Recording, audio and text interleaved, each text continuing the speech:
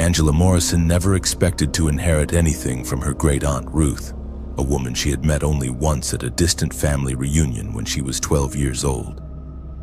Ruth had been a spinster who lived alone in rural Montana, sending Christmas cards with $5 bills tucked inside but otherwise maintaining no contact with the extended family. So when a lawyer from Riverside, Montana called to inform Angela that she had inherited a house, 20 acres of land, and a small savings account, it felt like winning an unexpected lottery. The drive from Denver to Riverside took Angela through some of the most beautiful country she had ever seen. Rolling grasslands stretched to the horizon, broken by patches of cottonwood trees and the occasional ranch house sitting alone under the vast Montana sky. Riverside itself was exactly what she had expected from a small town with a population of 1,203 people. Main Street consisted of a few blocks of brick buildings from the early 1900s, a grain elevator that dominated the skyline, and the kind of wide streets that had been designed for horse-drawn wagons. Great Aunt Ruth's house sat on the outskirts of town, a modest two-story farmhouse surrounded by fields that had been leased to neighboring ranchers for decades. The lawyer, a soft-spoken man named Harold Perkins, met Angela at the property to hand over the keys and explain the inheritance. Ruth had been 91 when she died peacefully in her sleep, he explained, and had lived in the same house for more than 60 years. She had been active in community affairs right up until the end, particularly with an organization called the Riverside Fellowship that operated the town's food bank and homeless shelter. Angela had taken a leave of absence from her job as a marketing coordinator in Denver to spend a month in Riverside, sorting through Ruth's belongings and deciding whether to sell the property or keep it as a weekend retreat. The house was filled with decades of accumulated possessions, from Depression-era furniture to boxes of photographs documenting Ruth's involvement in various community organizations. Angela found herself fascinated by the glimpses into her great-aunt's life, particularly her extensive volunteer work with the Riverside Fellowship. The fellowship had been founded in 1972 by Pastor David Brennan, a charismatic minister who had arrived in Riverside with a vision of creating a truly Christian community where neighbors looked after one another and no one went hungry or homeless. Unlike traditional churches that focused primarily on Sunday services, the fellowship operated 7 days a week, providing meals for the elderly, temporary housing for families in crisis, and job training programs for anyone who needed help getting back on their feet. Angela's first encounter with the fellowship came on her third day in town, when Pastor Brennan knocked on her door with a casserole and a warm welcome to the community. He was a man in his 60s with silver hair, kind eyes, and the sort of gentle manner that immediately put people at ease. He had known Ruth for decades, he explained, and wanted to express his condolences while also letting Angela know that the fellowship was there to help if she needed anything during her stay in Riverside. Pastor Brennan invited Angela to attend the fellowship's weekly community dinner, held every Wednesday evening in the basement of what had once been the Methodist Church. The building had been purchased by the fellowship years earlier when the Methodist congregation dwindled to just a handful of elderly members. Angela accepted the invitation, curious to learn more about the organization that had been such an important part of her great-aunt's life. The community dinner was exactly what Angela had expected from a small-town charity event. About 60 people gathered around long tables sharing a simple but hearty meal of pot roast, mashed potatoes, and green beans. The crowd was a mix of elderly residents, young families, and a few individuals who looked like they might be staying at the fellowship's homeless shelter. Pastor Brennan said grace before the meal, thanking God for bringing the community together and asking for continued blessings on their work helping those in need. After dinner, Pastor Brennan gave a brief presentation about the fellowship's activities and encouraged everyone to volunteer however they could. The organization operated on a shoestring budget, he explained, relying entirely on donations and volunteer labor to keep their programs running. They were always looking for people to help serve meals, sort donations at the thrift store, or provide transportation for elderly residents who needed help getting to medical appointments. Angela volunteered to help with the thrift store, thinking it would give her something productive to do while she sorted through Ruth's belongings. The store occupied a former auto parts shop on Main Street, its windows filled with donated furniture, clothing, and household items. The manager was a cheerful woman in her 50s named Carol Hendricks, who had been volunteering with the fellowship since its early days and seemed to know everyone in town. Working at the thrift store gave Angela a different perspective on Riverside's social dynamics. The customers were a mix of bargain hunters and people who genuinely needed affordable goods, but Carol had an uncanny ability to distinguish between the two groups.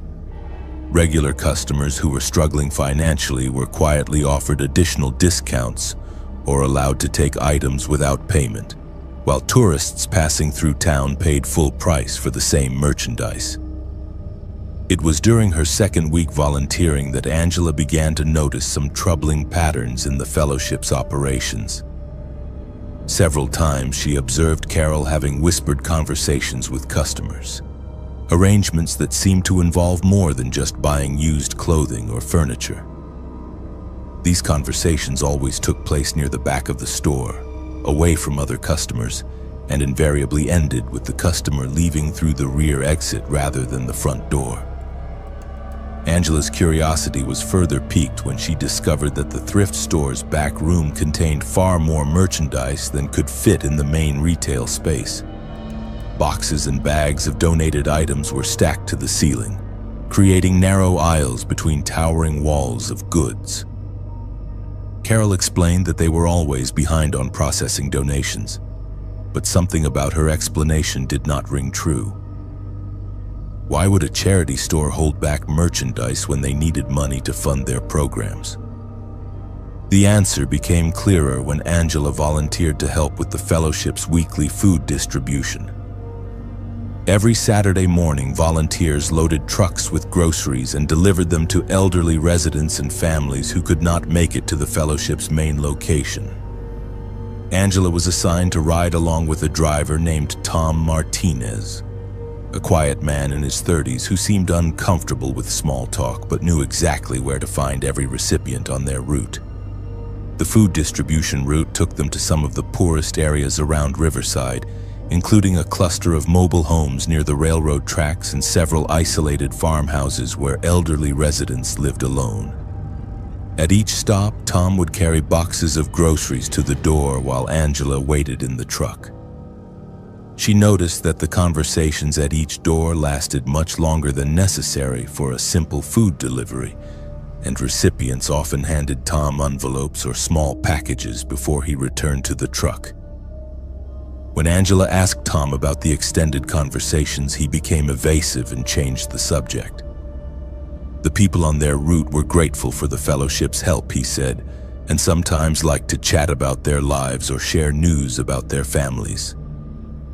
It was an important part of the organization's mission to provide not just material assistance, but also human connection to isolated members of the community. Angela might have accepted this explanation if not for what she discovered in Ruth's personal papers. Hidden in a shoebox at the back of her great-aunt's closet was a collection of documents that painted a very different picture of the Riverside Fellowship's activities. Bank statements showed that Ruth had been making monthly payments to the fellowship for years, far more than reasonable donations to a charity organization. More disturbing were handwritten notes in Ruth's careful script, documenting her concerns about the fellowship's special services and her fear that she was being watched by other members of the organization. One note, dated just 3 months before Ruth's death, was particularly chilling.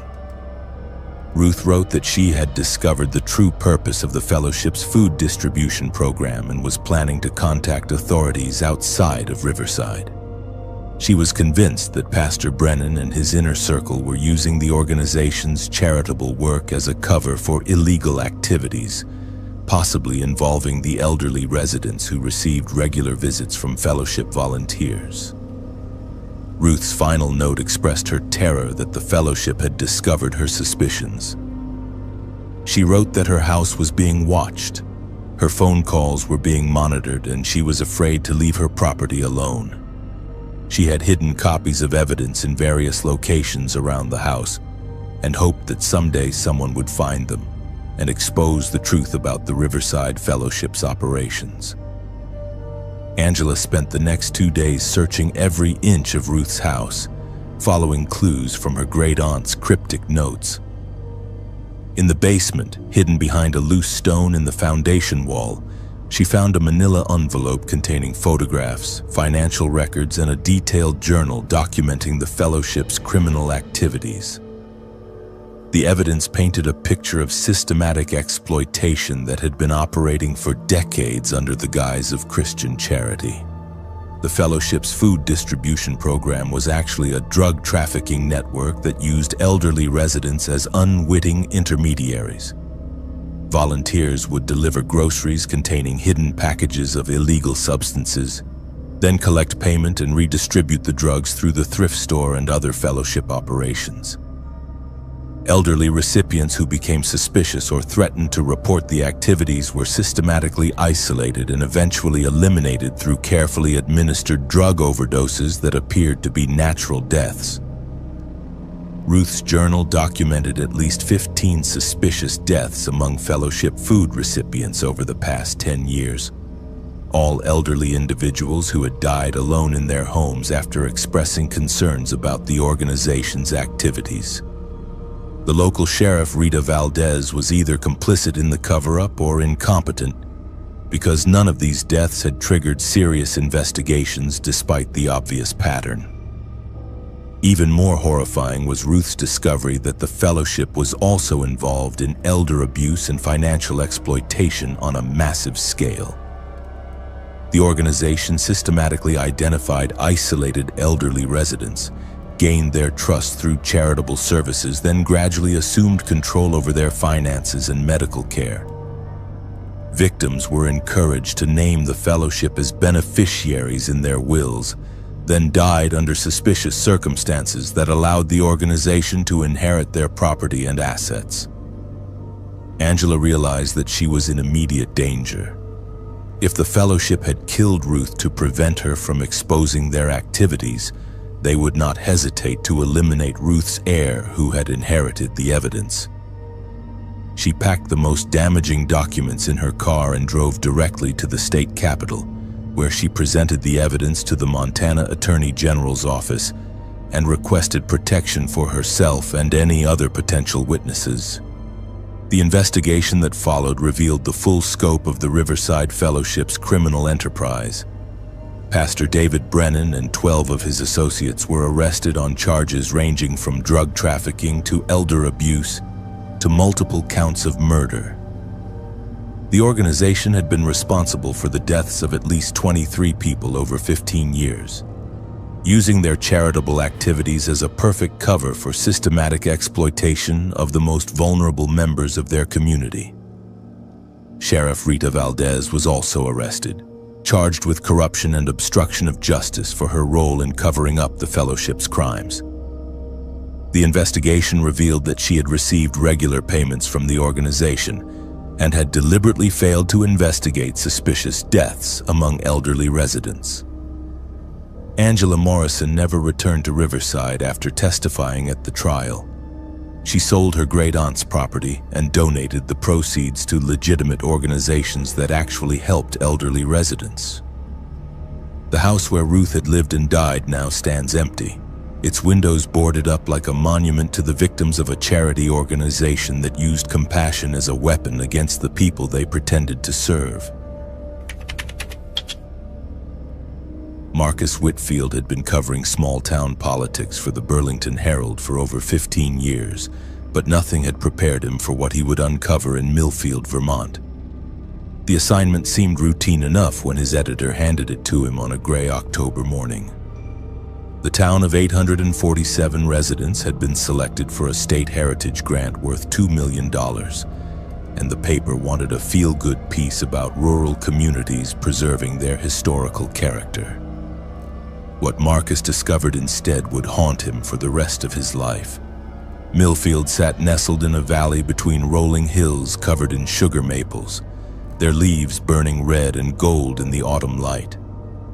Main Street looked like something from a Norman Rockwell painting, complete with a white steepled church, a general store with wooden floors that creaked under your feet, and houses with wraparound porches where elderly residents waved from their rocking chairs. The Millfield Preservation Society had done an exceptional job maintaining the town's 19th century charm, right down to the gas street lamps that cast warm pools of light along the sidewalks each evening. Eleanor Ashworth, the Society's president, met Marcus at the town's small historical museum on his first day. She was a woman in her 70s with silver hair pulled back in a perfect bun and the kind of measured speech that suggested years of public speaking. Her handshake was firm, her smile welcoming, and her knowledge of local history was encyclopedic. She walked him through displays of Civil War artifacts, pioneer farming tools, and sepia photographs of long-dead residents whose descendants still lived in the same houses their great-great-grandparents had built. The Preservation Society had been founded in 1968, Eleanor explained, when developers from Boston had threatened to build a shopping complex on the outskirts of town. A group of concerned citizens had banded together to protect Millfield's character, eventually succeeding in having the entire downtown district listed on the National Register of Historic Places. Since then, the society had grown to include nearly every business owner and prominent family in town. They controlled what could be built, what could be renovated, and what needed to be preserved exactly as it was. Marcus spent his first few days interviewing longtime residents and photographing the pristine Victorian houses that lined Elm Street. Everyone he spoke with praised the Preservation Society's work. The town had avoided the strip malls and chain restaurants that had invaded other rural communities.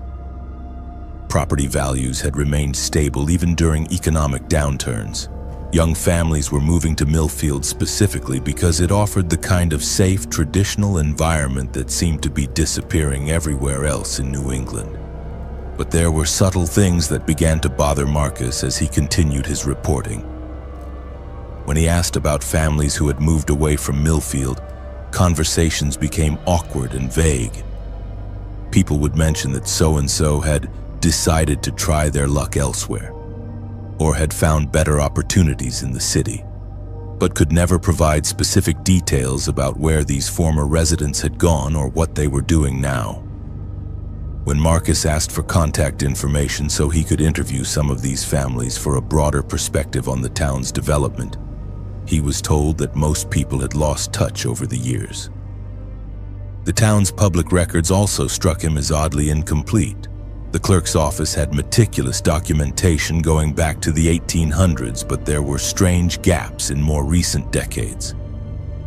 Death certificates, property transfers, and even high school graduation records seemed to be missing for certain years, particularly the late 1980s and mid-1990s. When Marcus asked about these gaps, he was told that there had been a fire in the basement storage area and some documents had been damaged beyond recovery. Deputy Jim Krakowski was the only person Marcus encountered who seemed genuinely uncomfortable discussing the Preservation Society. Jim was a big man in his 40s who had grown up in Millfield, left for college and a stint in the Army, then returned home to join the small police force. When Marcus interviewed him at the tiny police station, Jim kept glancing toward the door and spoke in a voice barely above a whisper. The Preservation Society was definitely committed to maintaining the town's character, Jim said, but sometimes their methods were a bit extreme.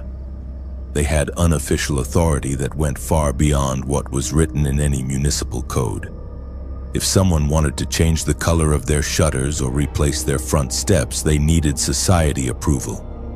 If a business wanted to update its sign or modify its storefront, Eleanor Ashworth and her committee had final say.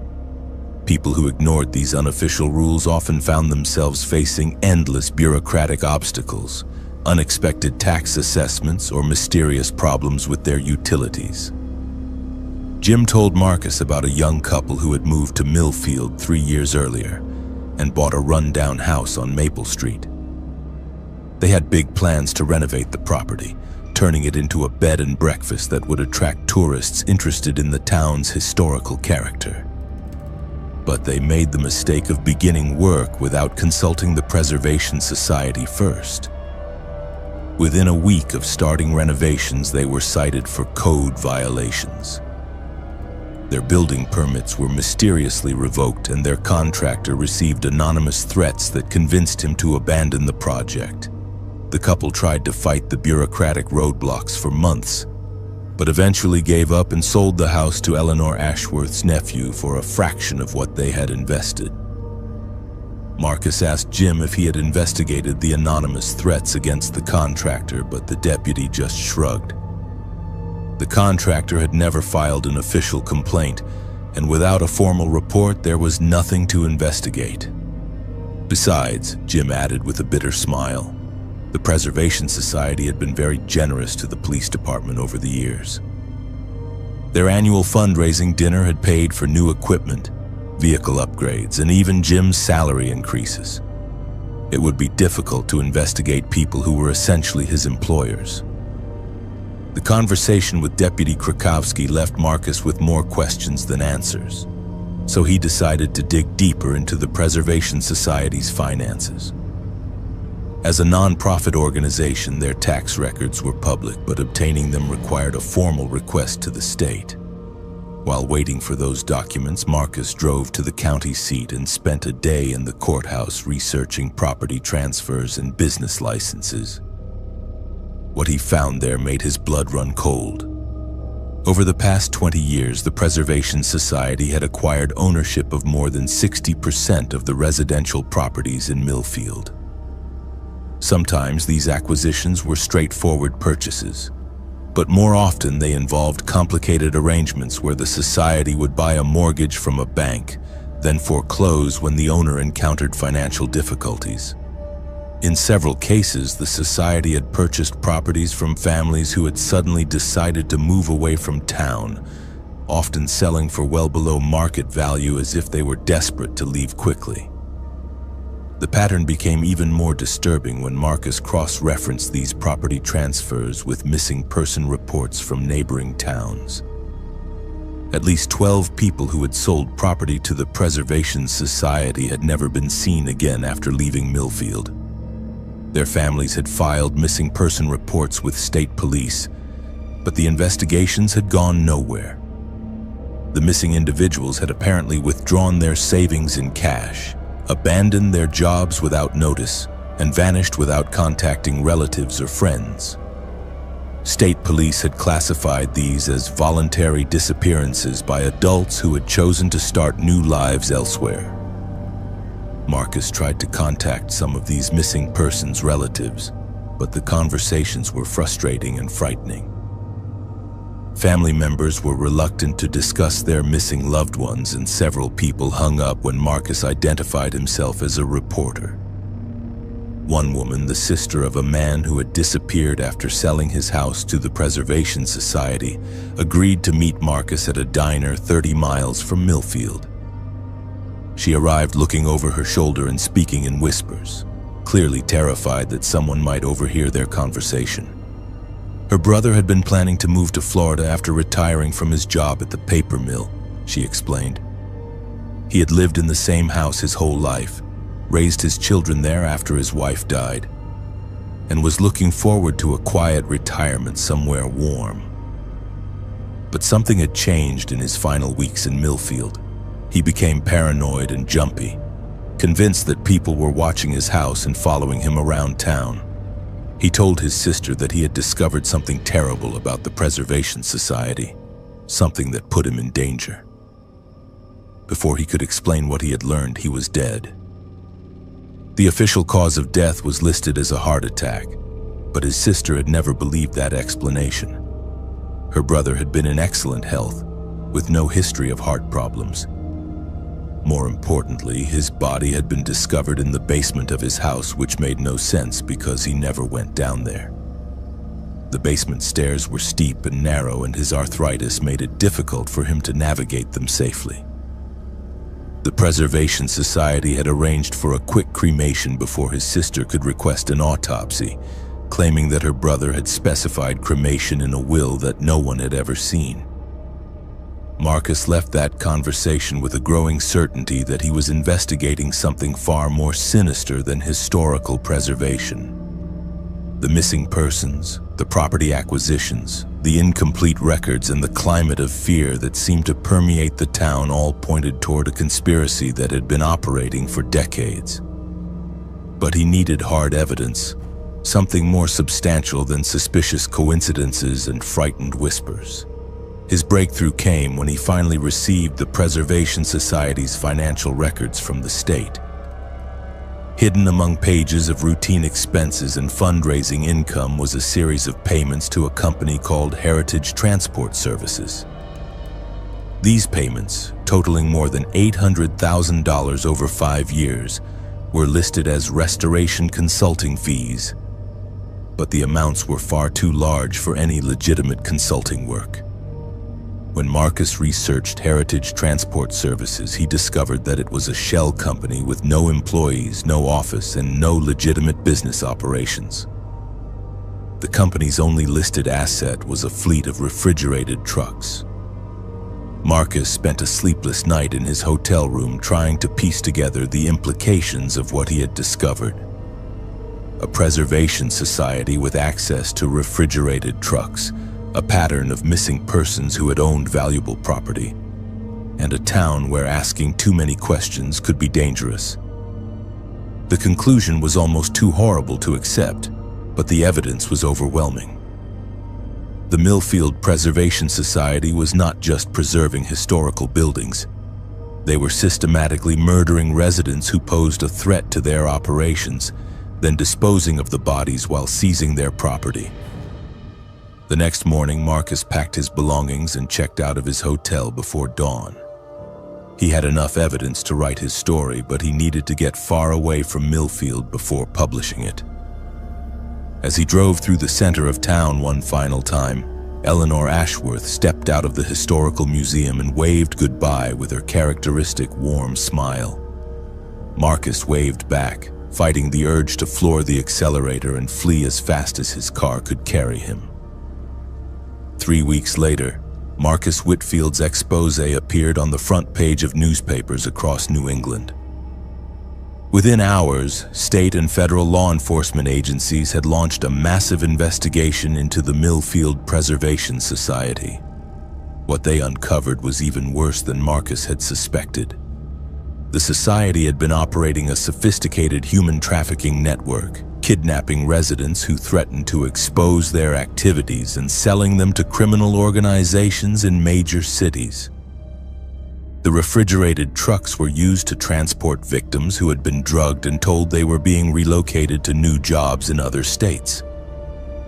Eleanor Ashworth and 14 other society members were arrested and charged with multiple counts of murder, kidnapping, and organized crime. The investigation revealed that the society had been responsible for the deaths of at least 37 people over 2 decades. Many of the missing persons had not left town voluntarily.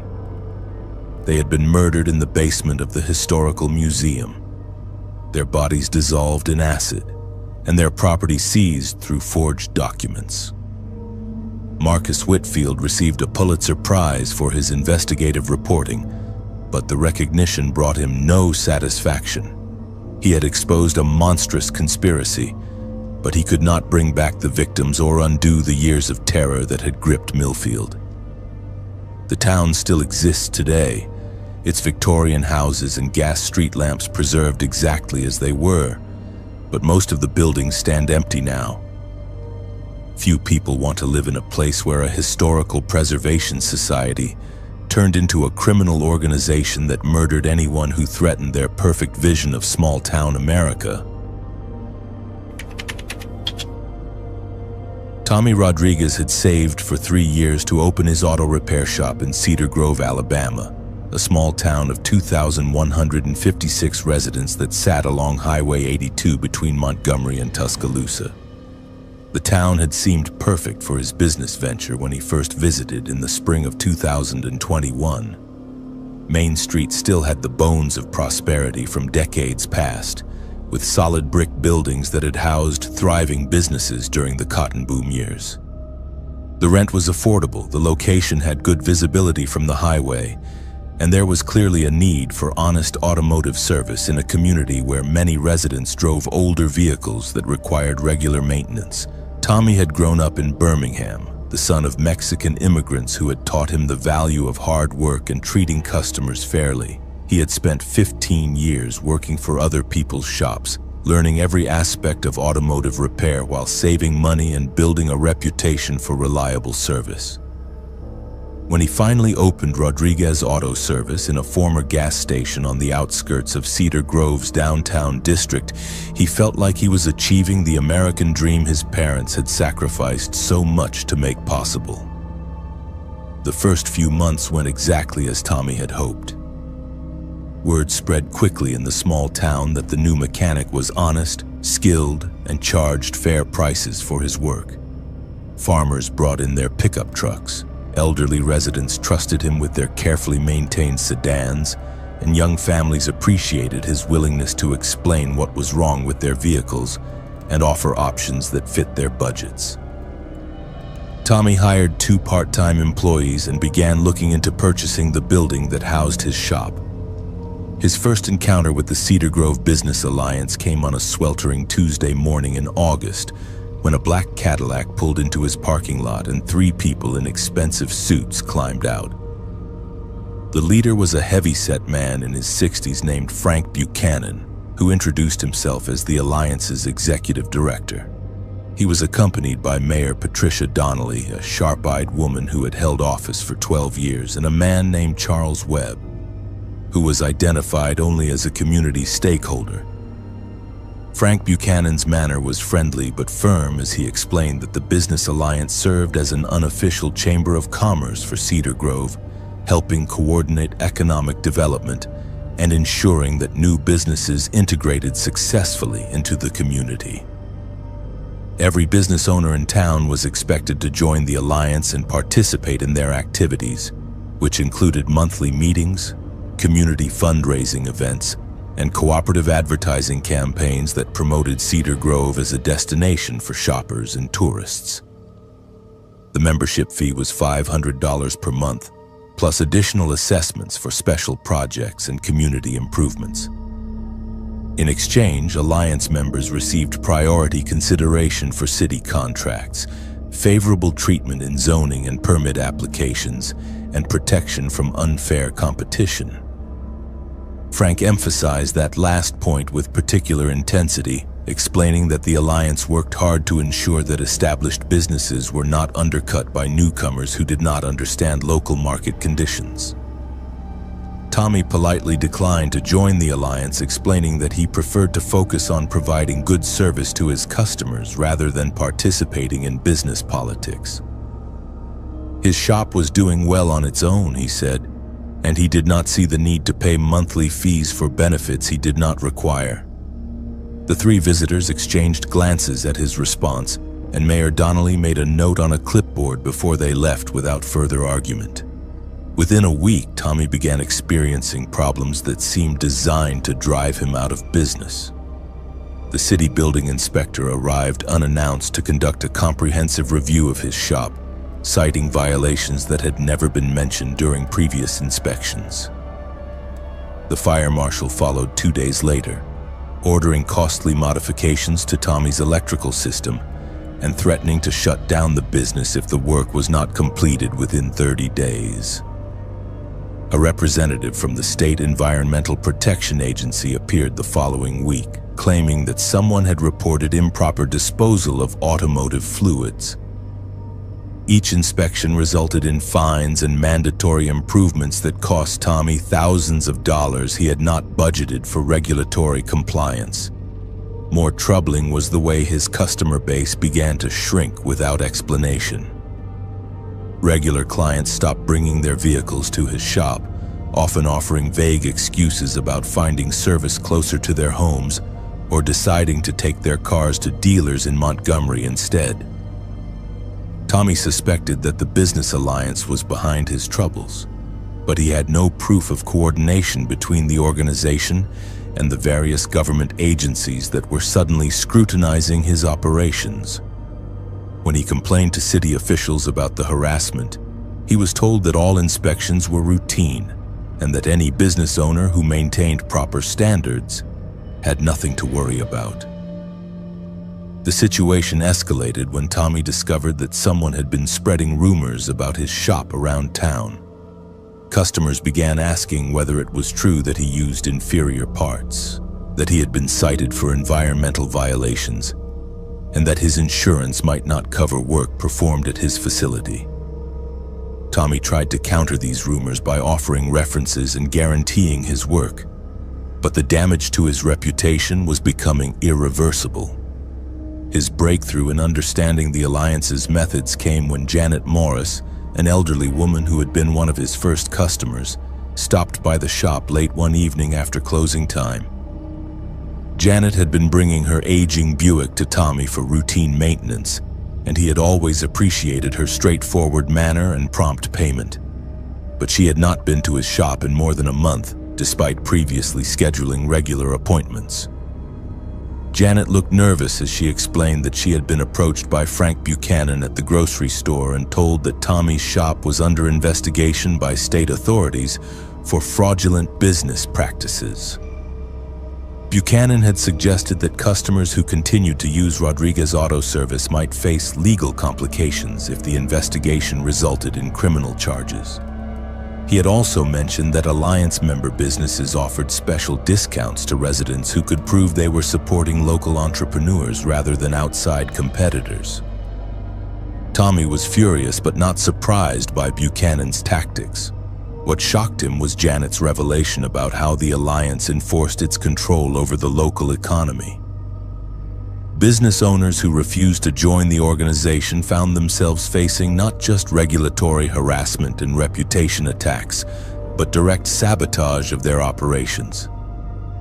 Janet had heard stories about non-Alliance businesses experiencing break-ins, vandalism, and mysterious equipment failures that forced them to close permanently. The Alliance's power extended far beyond informal influence, Janet explained.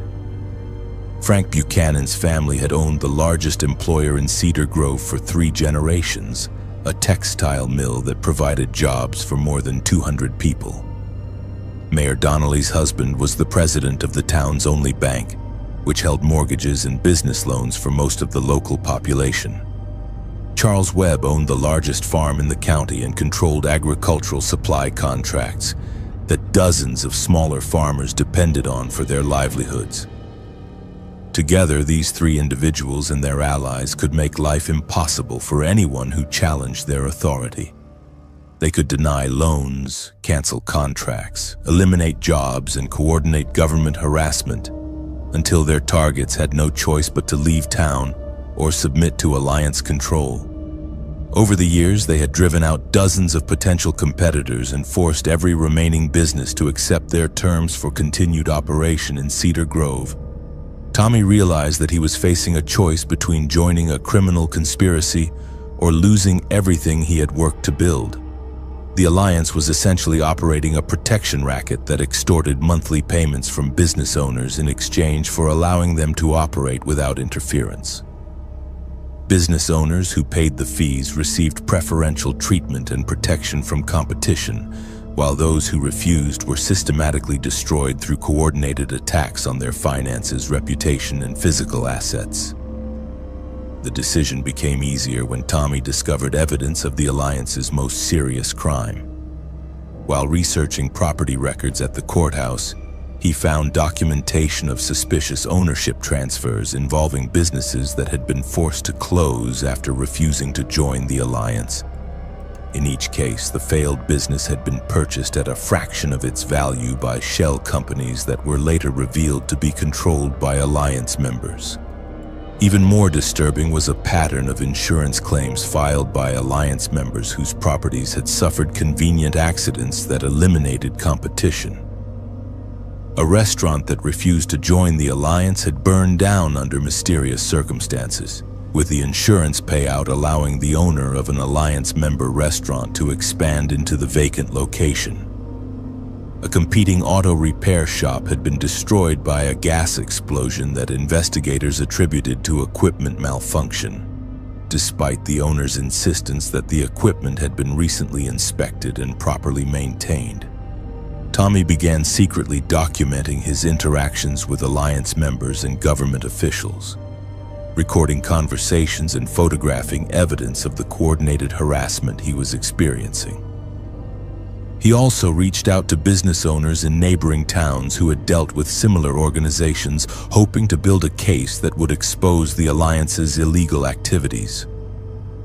His investigation revealed that the Cedar Grove Business Alliance was part of a larger network of similar organizations operating throughout rural Alabama. These groups used identical tactics to control local economies, sharing strategies and resources to eliminate competition and maximize profits for their members. The network included corrupt officials at multiple levels of government, creating a system of protection that made it extremely difficult for victims to find help through normal legal channels. Tommy's evidence gathering was interrupted when his shop was broken into on a Sunday night in October. The intruders had not stolen anything of obvious value, but they had gone through his filing cabinets and office computer, clearly searching for specific information. Tommy realized that the Alliance had discovered his investigation and would soon escalate their efforts to force him out of business. Rather than wait for the situation to deteriorate further, Tommy contacted the FBI field office in Birmingham and requested a meeting with agents who specialized in organized crime and public corruption cases. The evidence he had collected, combined with similar complaints from business owners in other towns, provided the foundation for a federal investigation that would eventually expose the Alliance's criminal activities.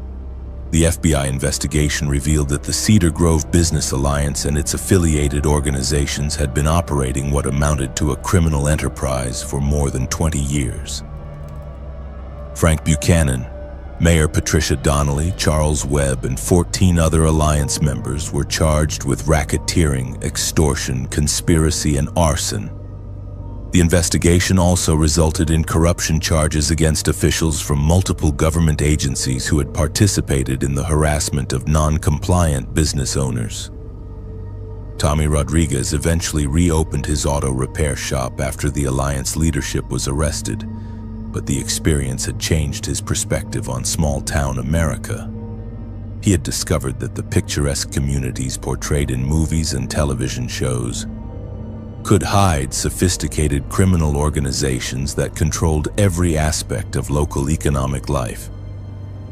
The American dream was still possible, but only for those willing to fight against the forces that sought to turn entrepreneurship into extortion and community cooperation into criminal conspiracy. Cedar Grove today is slowly recovering from decades of Alliance control, but the town's economy remains fragile. Many businesses that were driven out during the Alliance's reign of terror never returned, leaving empty storefronts along Main Street as monuments to the entrepreneurs who refused to pay protection money to criminals who hid behind the respectable facade of business development and community service. Dr. Sarah Mitchell had always been fascinated by the gaps in local history, the stories that communities preferred not to remember. As a professor of American Studies at Kansas State University, she had spent her career researching the darker chapters of small-town life that were often omitted from official records and sanitized historical accounts. When the Harmony Historical Committee invited her to research and write a commemorative book for the town's sesquicentennial celebration, she saw it as an opportunity to explore the social dynamics of a community that had remained remarkably isolated despite being only 40 miles from Topeka. Harmony, Kansas had a population of 934 residents, most of whom could trace their family roots in the area back at least 3 generations. The town had been founded in 1873 by German immigrants who had purchased a large tract of prairie land from the railroad company. Unlike many Kansas settlements that had boomed and busted with agricultural cycles, Harmony had maintained steady population and relative prosperity through careful community planning and conservative financial management. The historical committee was led by Councilman Robert Hayes, whose great-grandfather had been one of the town's original settlers. Robert was a soft-spoken man in his 50s who ran the local insurance agency and had served on the city council for more than a decade. He explained that the committee wanted a comprehensive history that would celebrate Harmony's achievements while preserving the stories of families who had built the community over 5 generations. Sarah was given access to the town's archives, housed in the basement of the public library under the supervision of Grace Peterson, the head librarian who had worked there for 37 years. The collection included city council minutes, school board records, church registers, and hundreds of photographs documenting community events from the late 1800s through the present day. Grace was knowledgeable and helpful, but Sarah noticed that certain periods in the town's history were poorly documented compared to others. The most obvious gap occurred during the 1960s, when Harmony had experienced significant changes that were mentioned in passing but never explained in detail.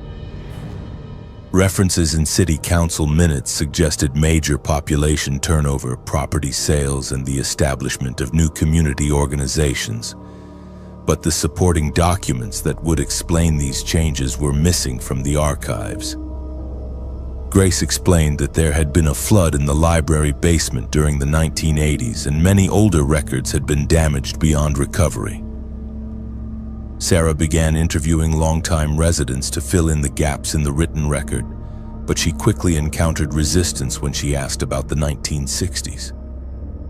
Elderly residents would become vague and uncomfortable when discussing that period, offering generic statements about difficult times and community challenges without providing specific details. Younger residents seemed genuinely unaware that anything significant had happened, suggesting that the story had been deliberately forgotten rather than passed down through families. Her breakthrough came when she discovered a private collection of documents in the estate of a woman who had died the previous year. The woman's daughter, who was cleaning out her mother's house before putting it on the market, had found a box of newspaper clippings, photographs, and handwritten notes that her mother had apparently hidden in the attic.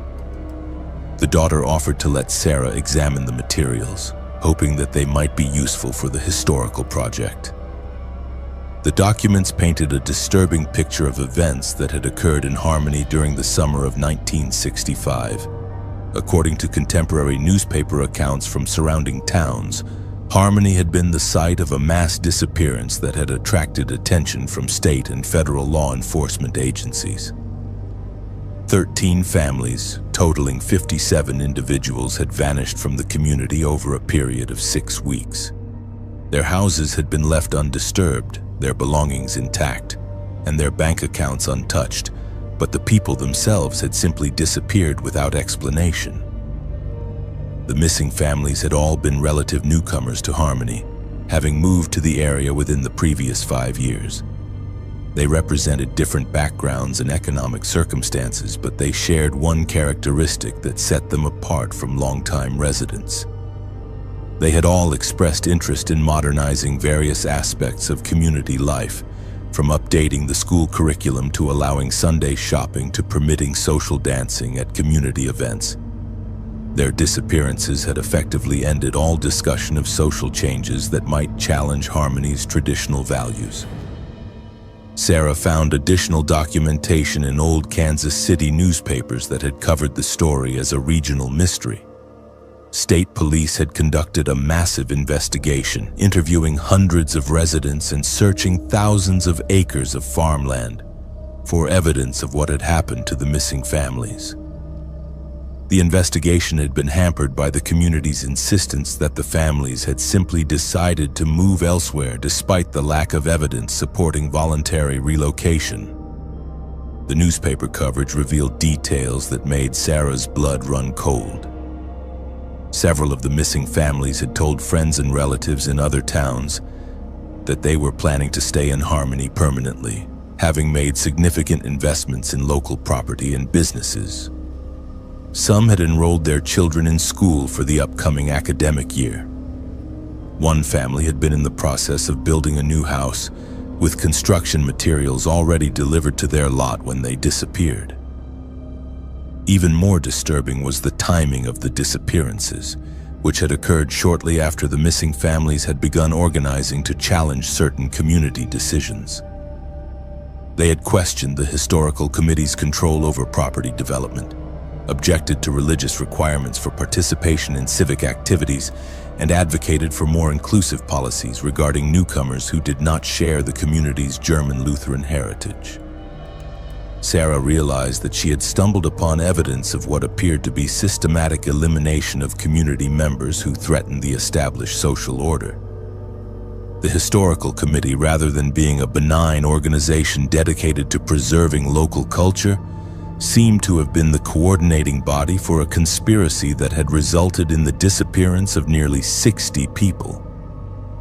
Her investigation took a dangerous turn when she tried to verify details from the newspaper accounts by examining official records in the county courthouse.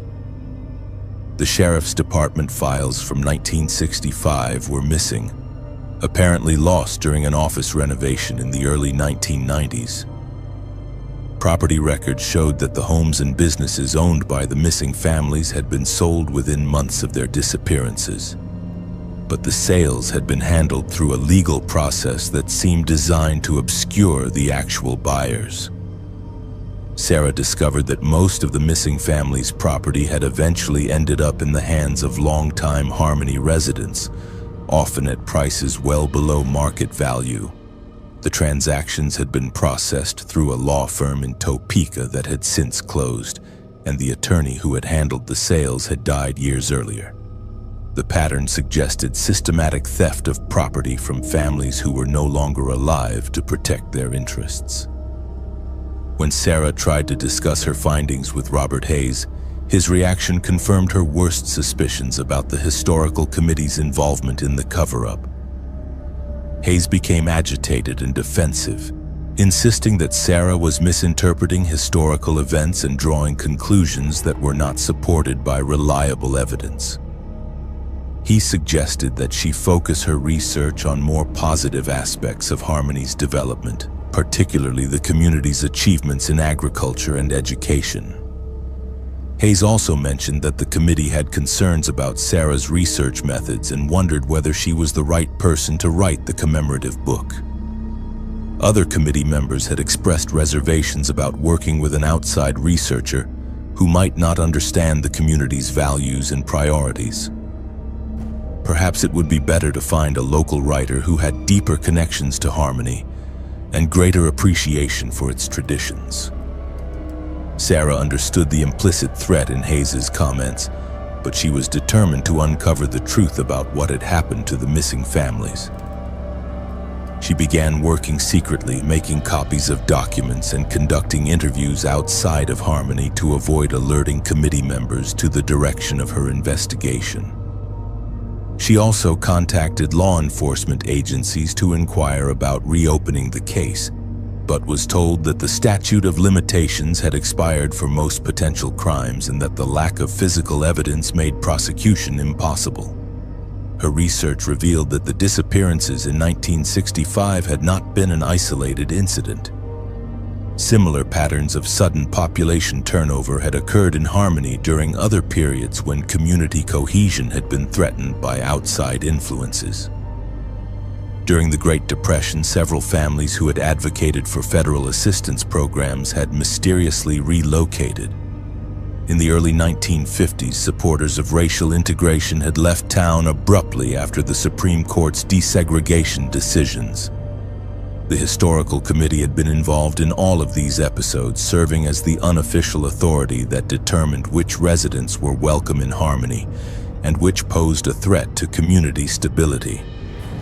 The committee's power derived from its control over local institutions, including the school board, city council, and various business organizations.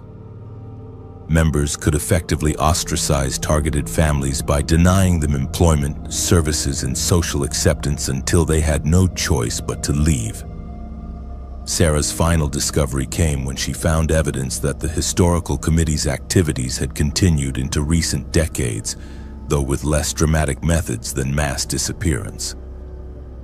Families who challenged community decisions or advocated for unwelcome changes were systematically harassed until they chose to relocate.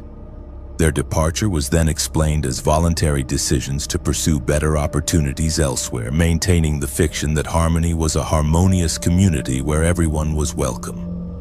When Sarah attempted to present her findings to law enforcement officials, she learned that several key figures in the county sheriff's department were related to current and former historical committee members.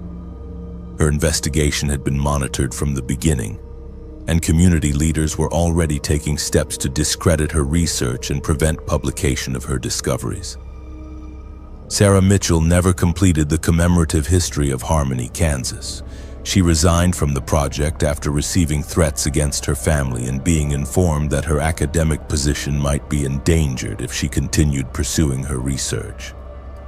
The historical committee eventually hired a local writer to produce a sanitized account of the town's development that made no mention of the missing families or the systematic elimination of dissenting residents. The commemorative book was published in time for Harmony's sesquicentennial celebration, filled with photographs of smiling families and heartwarming stories about community cooperation. Visitors to the celebration commented on how well preserved the town appeared and how friendly the residents were. Few of them realized they were walking through a community where challenging the established order could still prove fatal for those naive enough to believe that American small towns were actually the democratic, inclusive places they pretended to be. Jennifer Walsh thought she had finally found the perfect suburban paradise when she moved to Willowbrook, Ohio, in the spring of 2022. The town of 3,411 residents sat in an affluent pocket of rolling hills 30 minutes outside Columbus, where tree-lined streets wound past meticulously maintained colonial and Tudor-style homes. Every yard featured professionally landscaped gardens, and the downtown area looked like something from a lifestyle magazine with its boutique shops, artisanal coffee houses, and weekly farmers market. Jennifer had relocated from Chicago after accepting a marketing position with a technology company that allowed remote work. She was recently divorced, eager for a fresh start and drawn to Willowbrook's reputation as a safe, family-friendly community where neighbors still looked out for one another.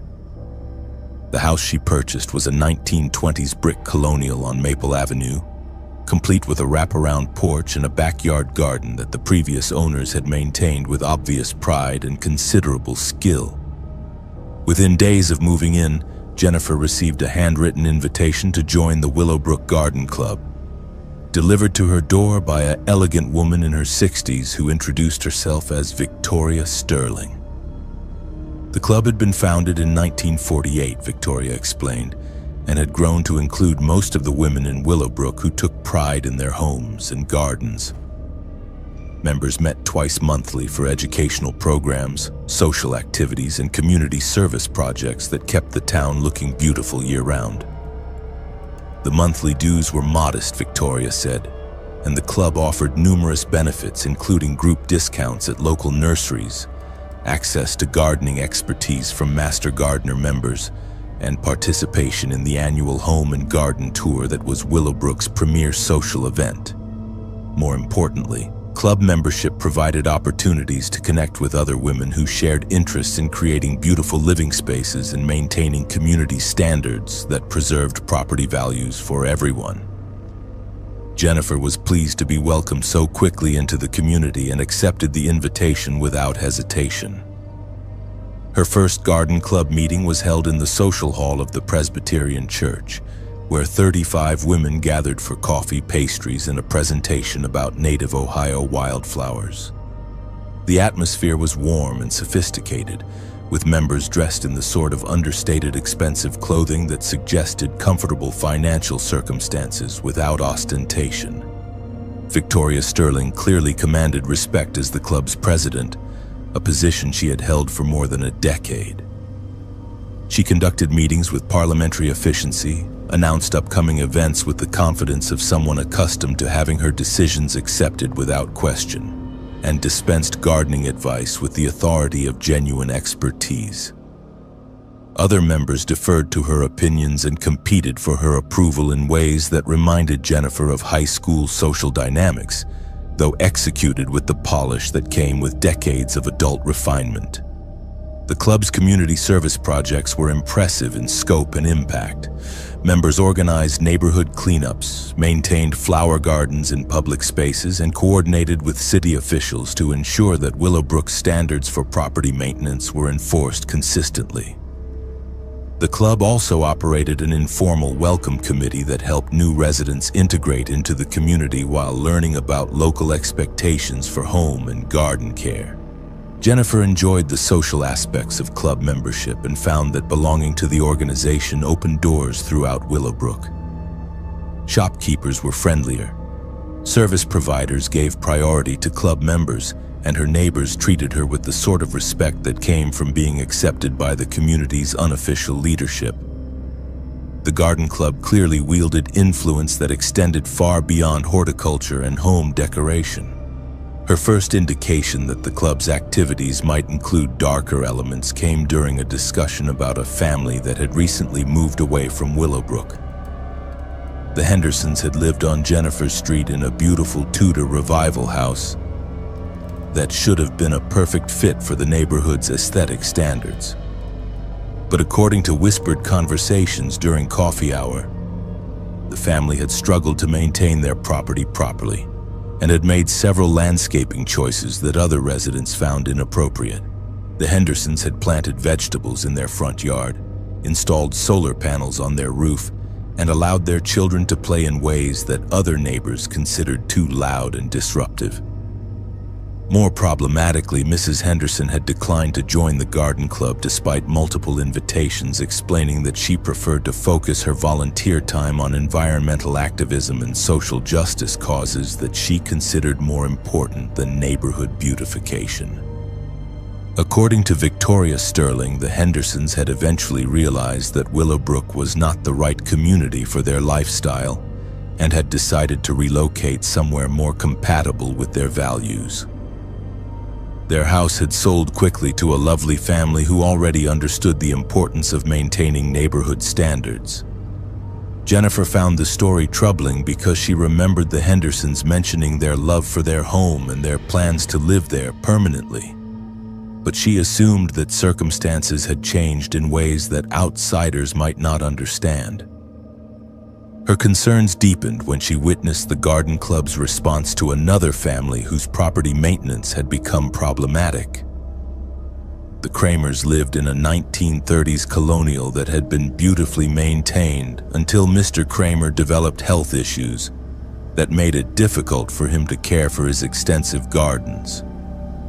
The couple was elderly and living on a fixed income that did not allow for professional landscaping services, so their once pristine yard gradually became overgrown and cluttered with equipment they could no longer manage. Rather than offering assistance to the struggling elderly couple, several garden club members began a campaign of subtle harassment designed to pressure them into selling their home.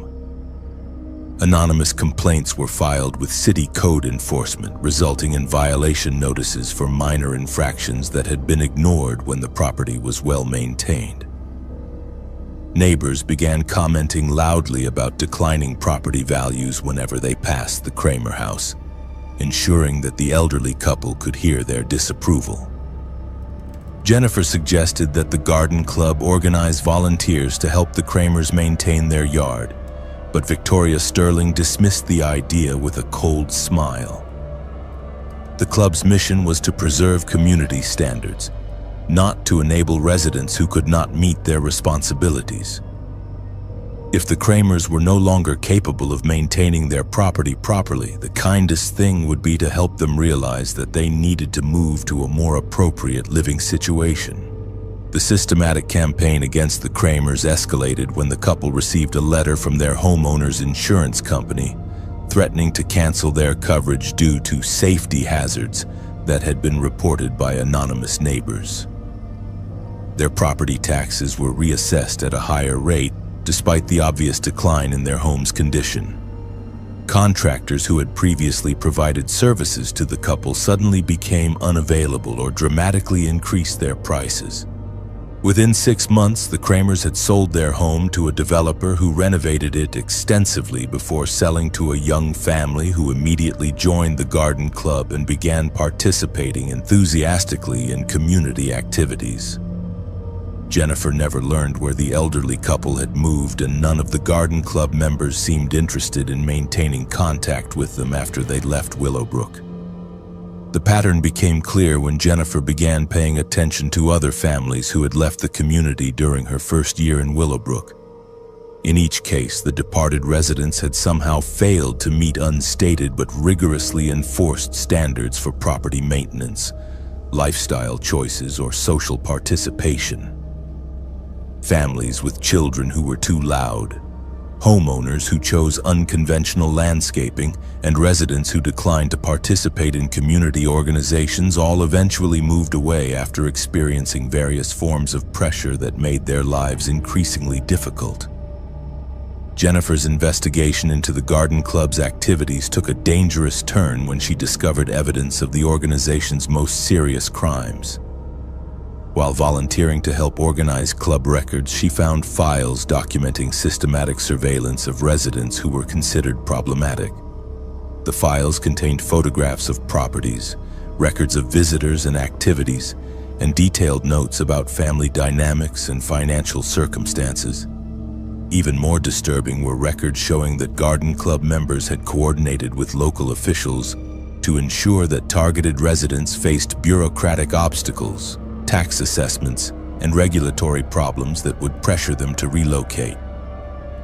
The club maintained relationships with code enforcement officers, assessors, and service providers who were willing to participate in campaigns against families who did not conform to community expectations. The most shocking discovery was evidence that the garden club had been responsible for several deaths that had been classified as accidents or natural causes. Elderly residents who refused to sell their homes despite pressure campaigns had died under suspicious circumstances, often after experiencing health emergencies that prevented them from calling for help in time to survive. Jennifer found documentation of at least 6 deaths over the past decade that followed the same pattern. Elderly homeowners who had been targeted by the garden club would experience sudden health crises, often involving falls or medication errors that resulted in delayed discovery and fatal outcomes. In each case, the deceased person's property was quickly purchased by buyers who had connections to garden club members. When Jennifer tried to research these deaths by reviewing newspaper obituaries and public records, she discovered that Detective Mike O'Brien, who had investigated several of the cases, was married to a prominent garden club member. The detective had consistently concluded that the deaths were accidental, despite evidence that might have supported more thorough investigations. Jennifer realized that she had uncovered a criminal conspiracy that used the respectable facade of suburban women's organization to systematically control who was allowed to live in Willowbrook. The garden club operated as an enforcement mechanism that eliminated residents who threatened property values, social cohesion, or the established power structure that kept the community exclusive and carefully controlled. Her attempt to expose the garden club's activities nearly cost Jennifer her life. After she contacted law enforcement officials outside of Willowbrook's jurisdiction, she began experiencing the same types of harassment that had been used against other targeted residents. Her home was vandalized, her car was sabotaged, and she received anonymous threats warning her to stop spreading false accusations against respected community members. The situation escalated when Jennifer returned home from work to find that someone had entered her house and left a potted plant on her kitchen table. The plant was a beautiful arrangement of oleander flowers, which Jennifer recognized as highly poisonous. The message was clear. The garden club had the ability to enter her home at will and possessed knowledge that could be used to eliminate her if she continued threatening their operations. Jennifer contacted the FBI and provided evidence of the garden club's criminal activities, but the investigation was complicated by the organization's deep connections throughout Willowbrook's government and law enforcement agencies. Several garden club members were wives of city officials, and the organization's charitable activities had created relationships with politicians and community leaders who were reluctant to believe that their neighbors were capable of systematic murder. The federal investigation eventually resulted in arrests of Victoria Sterling and 11 other garden club members on charges including conspiracy, elder abuse, insurance fraud, and multiple counts of murder. The evidence revealed that the organization had been responsible for at least 14 deaths over 15 years, using various methods to eliminate residents who posed threats to their vision of suburban perfection. Jennifer Walsh moved away from Willowbrook before the trials concluded, unable to continue living in a community where beautification projects had provided cover for systematic elimination of unwanted neighbors. The garden club's legacy continues to influence the town, where property values remain high and gardens remain perfectly maintained, but where potential residents are carefully screened to ensure they understand the true cost of suburban paradise. Kevin Murphy should have known something was wrong when the invitation arrived in his mailbox on expensive letterhead bearing the Pine Valley Sportsman's Lodge crest. He had never heard of the organization despite having hunted throughout Idaho for more than 20 years, and the invitation was addressed to him personally rather than sent to the general membership of any hunting club he belonged to. The letter praised his reputation as an ethical hunter and outdoor enthusiast, extending an exclusive invitation to participate in a special hunting event that would take place on private land near Pine Valley, a remote town of 678 residents in the central part of the state. The invitation was signed by William Crenshaw, who identified himself as the lodge's master and included detailed information about lodging, meals, and equipment that would be provided during the 3-day event. Participants were asked to bring only personal clothing and hunting licenses, as all firearms, ammunition, and specialized gear would be supplied by the lodge. The fee for the event was surprisingly modest, barely enough to cover basic expenses, and the letter emphasized that this was an opportunity for serious hunters to experience something truly unique. Kevin was intrigued despite his natural skepticism about unsolicited invitations. He had recently retired from his job as a Forest Service ranger and was looking for new outdoor adventures to fill his time. The Pine Valley area was beautiful but sparsely populated, offering the kind of pristine wilderness experience that was becoming increasingly rare as Idaho's outdoor recreation industry attracted more visitors each year. He accepted the invitation and arranged to drive to Pine Valley on the designated weekend in October. The town itself was exactly what Kevin expected from a small Idaho community. Main Street consisted of a few blocks of weathered buildings housing a general store, a cafe, a gas station, and a handful of other businesses that served the needs of local ranchers and loggers. The Pine Valley Sportsman's Lodge sat on a hill overlooking the town, a massive log structure that looked like it had been built in the 1920s as a retreat for wealthy hunters from cities like Boise and Salt Lake City. Kevin was met at the lodge by William Crenshaw, a distinguished man in his 70s who carried himself with the bearing of someone accustomed to command.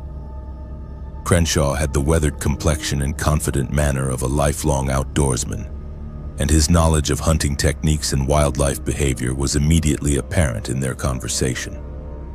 He explained that the lodge had been operating for more than 50 years, hosting exclusive hunting events for members who shared a commitment to traditional outdoor values and ethical hunting practices. The other participants in the weekend event were an interesting mix of hunters from across the western United States. They included a retired military officer from Colorado, a successful businessman from Utah, a rancher from Montana, and several other men whose outdoor experience and financial means were obvious in their conversation and equipment. All seemed to have been carefully selected for the event, though none could explain exactly how they had been identified and invited by the lodge. The first day of the event followed a traditional format that Kevin found familiar and comfortable. Participants were divided into small groups and assigned to different hunting areas on the lodge's extensive private property. The terrain was spectacular, with dense forests, alpine meadows, and steep ridges that provided opportunities to hunt elk, deer, and other game species that were abundant in the area. Kevin's group was successful in harvesting 2 elk, and the evening meal featured venison from previous hunts along with stories and camaraderie around the lodge's massive stone fireplace. The second day began to reveal disturbing aspects of the lodge's activities that Kevin had not anticipated. Rather than continuing with traditional hunting, participants were introduced to what Crenshaw described as advanced hunting techniques that tested their skills against more challenging prey. The morning briefing included detailed maps of unfamiliar terrain and references to hunting methods that seemed to go beyond normal outdoor practices. Kevin's unease grew when he was issued equipment that seemed excessive for hunting wildlife. In addition to a high-powered rifle and normal hunting gear, he was given night vision equipment, tracking devices, and communication radios that suggested they would be pursuing prey that was far more dangerous than deer or elk. When Kevin asked about the unusual equipment, Crenshaw explained that the lodge specialized in hunting experiences that pushed participants to their limits and tested their skills against worthy adversaries. The hunting area for the second day was located deep in the wilderness, accessible only by 4-wheel drive vehicles that transported participants to a remote staging area before dawn. Kevin found himself paired with the retired military officer, a man named Colonel Richards who seemed familiar with the lodge's more advanced hunting techniques.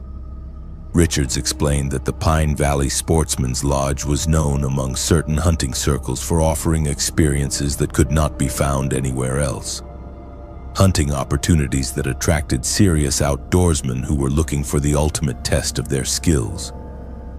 Kevin began to understand what those hunting opportunities involved when they encountered the first piece of evidence that they were not hunting animals. Hidden in dense brush near a creek was a campsite that showed signs of recent human habitation. The site included a tent, camping gear, and personal belongings that suggested someone had been living in the wilderness for several days. The camp appeared to have been abandoned hastily, with food still scattered around a cold fire pit and clothing left hanging from tree branches. Colonel Richards examined the campsite with professional thoroughness, pointing out details that Kevin would have missed. The person who had been living here was inexperienced in wilderness survival, Richards explained, based on poor site selection, inadequate shelter construction, and careless disposal of waste that would attract predators. More importantly, the individual was probably still in the area, having fled the campsite recently enough that tracks and other sign were still fresh. Kevin realized with growing horror that they were not hunting wildlife at all, but were participating in some kind of human hunting activity. The prey that Crenshaw had described as worthy adversaries were people, probably individuals who had been brought to the remote wilderness area specifically to be hunted by paying customers who wanted the ultimate outdoor experience. The expensive equipment, the careful selection of participants, and the remote location all made sense when viewed as components of organized human hunting rather than legitimate outdoor recreation. His attempts to withdraw from the activity were met with firm resistance from Colonel Richards, who explained that participants who discovered the true nature of the lodge's activities were not permitted to leave until the hunting event was completed. Kevin was now a witness to criminal activity that could not be allowed to report what he had seen to outside authorities. He would need to participate fully in the hunt, demonstrate his commitment to the lodge's special brotherhood, and prove that he could be trusted to maintain the secrecy that protected the organization's operations. The hunt continued throughout the day as Kevin and Colonel Richards tracked their human prey through increasingly rugged terrain. Their quarry was a young woman who had been surviving in the wilderness for several days, probably after being released with minimal equipment and told that she would be hunted by armed men who considered her elimination a recreational activity.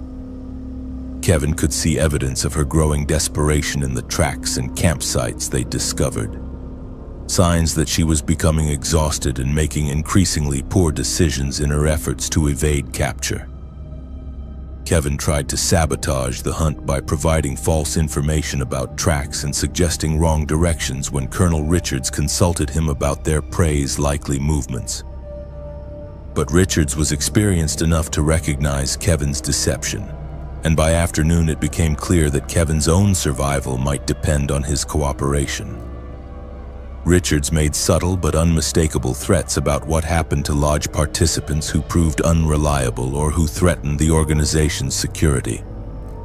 The hunt reached its climax near sunset when they tracked their prey to a rocky outcrop where she had taken shelter in a small cave. Colonel Richards positioned Kevin to block one escape route while he approached the cave from another direction, intending to force the woman into the open where she could be easily shot. Kevin found himself facing an impossible choice between participating in murder or risking his own life by refusing to cooperate with the hunt. His decision was made when Game Warden Lisa Zhang appeared unexpectedly on the ridge above their position, apparently investigating reports of illegal hunting activity in the area. Zhang was armed and clearly suspicious of what she had observed, demanding identification from Kevin and Colonel Richards while positioning herself to cover both men with her sidearm. Kevin realized that the game warden's arrival provided his only opportunity to escape from the hunting lodge's criminal activities and expose what he had witnessed. Kevin quickly explained to Lisa Zhang that he had been deceived about the nature of the hunting event and that there was a woman hiding in the cave who was being hunted by lodge members. Colonel Richards tried to convince the game warden that Kevin was suffering from altitude sickness and confusion, but Zhang was experienced enough to recognize the signs of criminal activity when she saw them. She radioed for backup while maintaining control over both men, and within hours the remote hunting area was swarming with law enforcement officers. The investigation that followed revealed the full scope of the Pine Valley Sportsman's Lodge's criminal operations. The organization had been operating a human hunting business for more than 15 years, kidnapping victims from other states and transporting them to Idaho, where wealthy clients paid enormous fees to hunt them through remote wilderness areas. The victims were typically homeless individuals, runaway teenagers, and other people whose disappearances would not trigger immediate law enforcement investigations. Lodge Master William Crenshaw and 17 other members were arrested on charges including kidnapping, human trafficking, conspiracy, and multiple counts of murder. The investigation revealed that the lodge had been responsible for the deaths of at least 43 people over 15 years, operating under the cover of a legitimate hunting organization while providing the ultimate outdoor experience for clients who had grown bored with hunting animals. Kevin Murphy's testimony was crucial in convicting the lodge members, but the experience left him unable to continue hunting for recreation.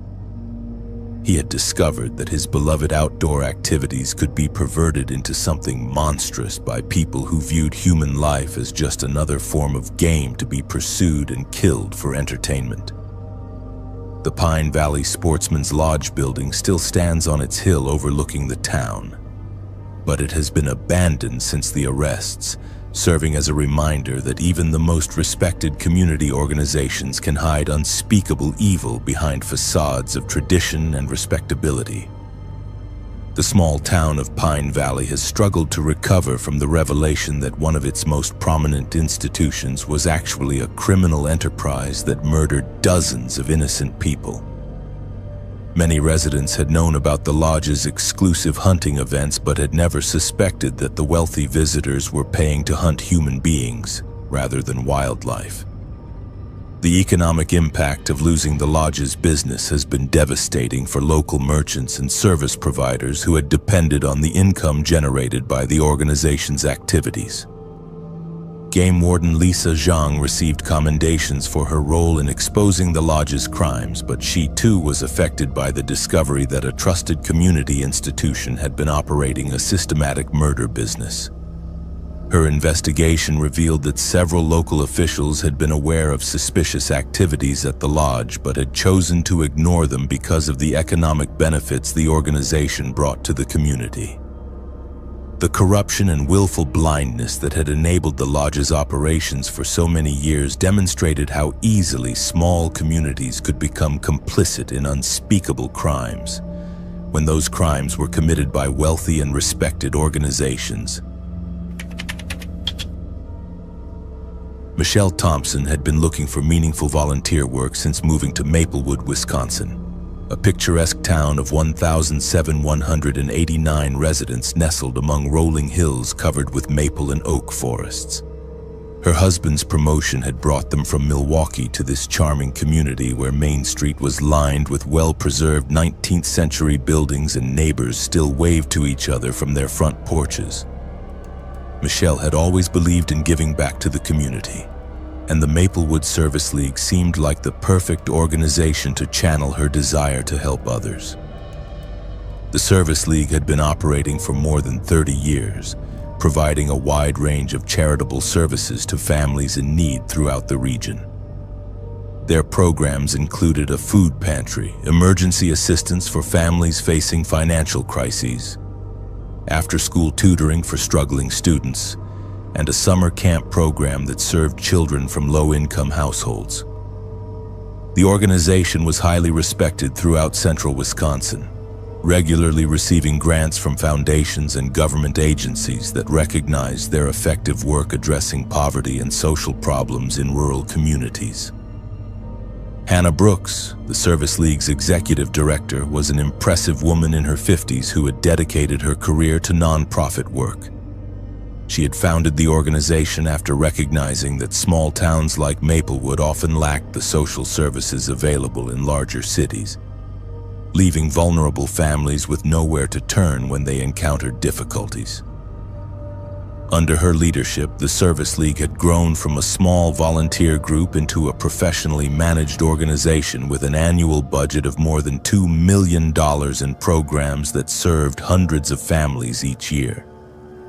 Michelle was immediately impressed by the scope and effectiveness of the Service League's work when she attended her first volunteer orientation session.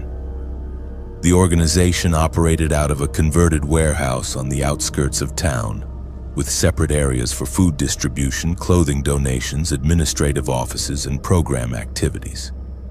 The facility was bustling with activity as volunteers sorted donations, prepared meals, and coordinated services for clients who arrived throughout the day seeking assistance.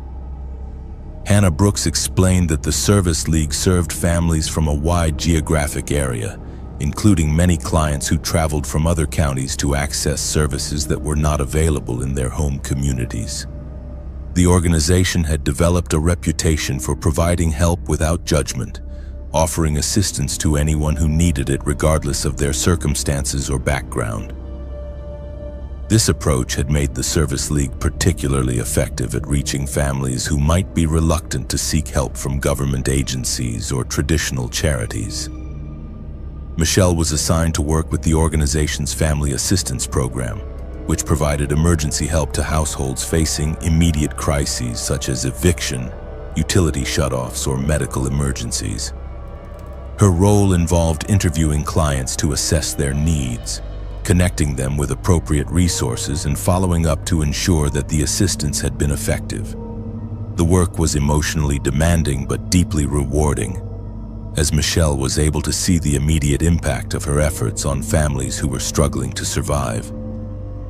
During her first few weeks as a volunteer, Michelle was struck by the number of families with children who sought help from the Service League. Many of these families were headed by single mothers who were working multiple jobs but still unable to make ends meet in an economy that offered few opportunities for people without college degrees. The children in these families often showed signs of chronic stress and malnutrition, and Michelle was moved by their resilience in the face of circumstances that would challenge most adults. Hannah Brooks seemed particularly committed to helping children, often spending extra time with young clients and ensuring that they received not just material assistance, but also emotional support and encouragement. She frequently mentioned her own difficult childhood in conversations with volunteers, explaining that her personal experiences had motivated her to dedicate her life to protecting vulnerable children from the kind of trauma and neglect she had endured. This personal connection to the work made her an inspiring leader who attracted dedicated volunteers and generous donors. Michelle's first indication that something was wrong with the Service League's operations came when she noticed inconsistencies in the way certain families were treated by the organization. Some clients received extensive assistance and ongoing support, while others were provided with minimal help and seemed to be discouraged from returning for additional services. The differences did not seem to be based on need or circumstances, as some of the families who received less assistance appeared to be in more desperate situations than those who received preferential treatment. When Michelle asked Hannah Brooks about these disparities, she was told that the organization had to make difficult decisions about resource allocation and that some families were better able to benefit from assistance than others.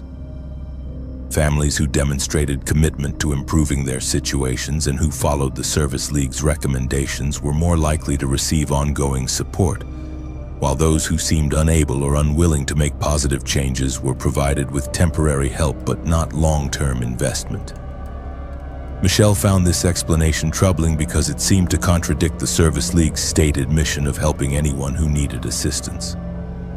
She began paying closer attention to which families received different levels of service and gradually realized that the pattern was more disturbing than simple resource allocation decisions.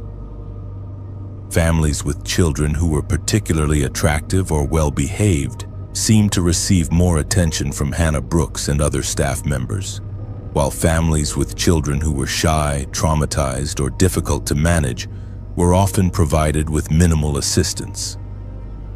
Her concerns deepened when she noticed that some of the children who participated in the Service League's programs seemed to develop unusually close relationships with staff members and volunteers. These children would arrive early for activities and stay late after programs ended, spending time in private conversations with adults who showed them special attention and provided them with gifts and privileges that were not available to other participants. Michelle recognized these patterns from her training as a teacher, where she had learned to identify potential signs of inappropriate relationships between adults and children. The situation became more alarming when Michelle discovered that the Service League maintained detailed files on all the families they served, including photographs and personal information that seemed to go far beyond what was necessary for providing assistance. The files contained observations about family dynamics, assessments of parents' capabilities and reliability, and detailed descriptions of children's personalities, appearance, and behavior. Some files included notes about which children might be suitable for the organization's special programs that were not described in any of the Service League's public materials. Michelle's investigation into these special programs revealed that the Service League was operating activities that were not disclosed to volunteers, donors, or the families they served. Children who were identified as suitable candidates were invited to participate in overnight camps, weekend trips, and other activities that removed them from their families for extended periods. These programs were described to parents as educational and recreational opportunities that would benefit children who came from disadvantaged backgrounds, but the actual activities were not documented in any materials that Michelle could access. When Michelle tried to learn more about these special programs by asking other volunteers, she encountered evasive responses and suggestions that she should focus on her assigned duties rather than asking questions about activities that did not concern her. Hannah Brooks became noticeably cooler toward Michelle after she began inquiring about the undisclosed programs, and other staff members seemed to be monitoring her interactions with clients and her access to organizational records. Michelle's breakthrough came when she was approached by a former client whose daughter had participated in one of the Service League's special programs several years earlier. The woman had been reluctant to speak about her experiences with the organization, but she had become increasingly concerned about what had happened to her daughter during the time she had spent in the Service League's care. The child had returned from the special program's changed, exhibiting signs of trauma and refusing to discuss what had occurred during her participation. The former client explained that several other families had similar experiences with children who had participated in the Service League's special programs. The children had been selected based on their vulnerability and their family's desperate need for assistance, making it unlikely that parents would ask difficult questions or make complaints about the organization's activities. The programs had provided opportunities for adults to abuse children who had no other sources of support and whose families were dependent on the Service League's assistance. Michelle realized that the Service League was operating as a front for a child trafficking and abuse network that used charitable programs to identify and access vulnerable children. The organization's reputation for helping families in need provided perfect cover for criminal activities, as parents were grateful for assistance and unlikely to question the motives of people who were providing their children with opportunities they could not afford. The detailed files maintained by the organization were actually profiles used to select children for abuse and to assess their families' likelihood of reporting suspicious activities. Her attempt to report these discoveries to local law enforcement was complicated by the fact that Police Chief Anthony Silva was a longtime supporter of the Service League who had received several community service awards from the organization. Silva was reluctant to investigate Michelle's allegations, suggesting that she had misunderstood the Service League's activities and was making unfounded accusations against respected community members who had dedicated their lives to helping others. Michelle's investigation revealed that the Service League's criminal activities extended beyond child abuse to include systematic financial fraud that had been ongoing for years. The organization had been claiming to serve far more families than they actually assisted, inflating their numbers to qualify for larger grants and donations. Money that was supposed to provide services to needy families was being diverted to support the special programs and to pay for activities that had nothing to do with legitimate charitable work. Even more disturbing was evidence that children who had been abused through the Service League's programs were sometimes permanently removed from their families through fraudulent reports to Child Protective Services. The organization would claim that parents were unfit or abusive, providing false documentation to support their allegations and ensuring that children were placed in foster care situations controlled by Service League members. These children essentially disappeared into a system designed to make them permanently available for continued abuse. Michelle contacted federal law enforcement agencies when it became clear that local authorities were either unwilling or unable to investigate the Service League's activities. The FBI investigation that followed revealed that the organization had been operating a sophisticated child trafficking network for more than 15 years, using their legitimate charitable programs as cover for systematic abuse of vulnerable children. Hannah Brooks and 12 other Service League staff members and volunteers were arrested on charges including child trafficking, sexual abuse, fraud, and conspiracy. The investigation revealed that the organization had abused more than 60 children over 15 years, using their positions of trust and authority to exploit families who had nowhere else to turn for help. Michelle Thompson's courage in exposing the Service League's criminal activities saved countless children from future abuse, but the experience left her permanently changed by the discovery that trusted community organizations could be used as weapons against the most vulnerable members of society. The Service League building in Maplewood still stands empty, its windows boarded up as a reminder that even the most respected charitable organizations can hide unspeakable evil behind facades of compassion and community service. The town of Maplewood has struggled to recover from the revelation that one of its most celebrated organizations was actually a criminal enterprise that preyed on children and families who needed help the most. Many residents had volunteered with the Service League or donated money to support their programs, and the discovery that their good intentions had been manipulated to enable child abuse has left the community questioning whether they can trust any organization that claims to be helping others. The children and families who were victimized by the Service League continue to deal with the trauma of their experiences, knowing that people they trusted and depended on were actually using their vulnerability to cause them harm. The case has become a cautionary tale about the importance of oversight and accountability in charitable organizations and the need for communities to remain vigilant about protecting their most vulnerable members from those who would exploit their trust and desperation. James Patterson had always been fascinated by genealogy, spending his weekends tracing family trees and documenting the stories of ancestors who had lived and died long before his birth.